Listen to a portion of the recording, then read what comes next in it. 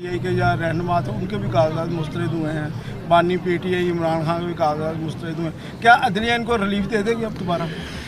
देखिए, जो कागजात उनके रिजेक्ट हुए हैं, मुस्तरद हुए हैं, उनकी बिल्कुल ग्राउंड है, वो रिटर्निंग उसने लिखी होगी, रिटर्निंग अफसर के पास कोई जवाब होगा तो किए हैं ना।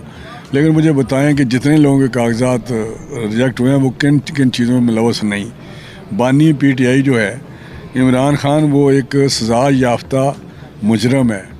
आपको पता है उसकी सज़ा, वो इंटरप्रिटेशन अपनी करते हैं कि जो सज़ा हमारी सस्पेंड हुई है वो बेल पर्पज़ के लिए सिर्फ होती है, ज़मानत के लिए।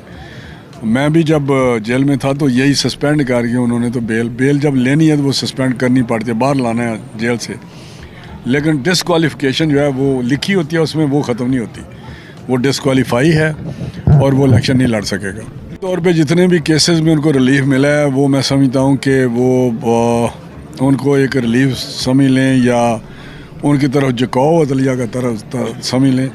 ये बिल्कुल रिफ्लेक्ट करता है, साफ ज़ाहिर है कि अदलिया का उसके तरफ सॉफ्ट है और वो उनको रिलीफ दे रहे हैं और झुकाव उधर ही है। पलड़ा जिस तरह नहीं कहते इंसाफ का, उधर ज़्यादा झुका हुआ है। हमारे तो बिल्कुल सीट एडजस्टमेंट नहीं हो रही, मैं आपको बड़ी क्लैरिटी के साथ बता रहा हूँ।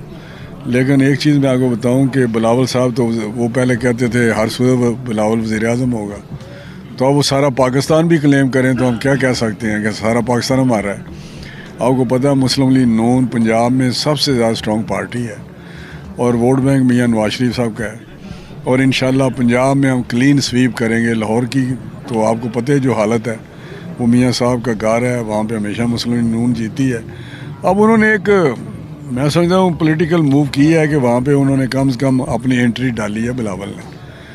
और इलेक्शन में रिज़ल्ट जो है मुझे पता है कि बिलावल वहाँ पे कामयाब नहीं हो सकेंगे। पर इलेक्शन भी शुरू हो चुके हैं तकरीबन, तो इनसे ज़रा इनको कहूँ कि सर्दी बहुत है लेकिन आप अपना गर्म शर्म और इलेक्शन में आप शुरू करें काम। तो अल्हम्दुलिल्लाह हमारे सारे साथी आए हुए हैं, चीता लोगों को बुलाया है और उनको पैगाम दिया कि आप इलेक्शन की तैयारी करें।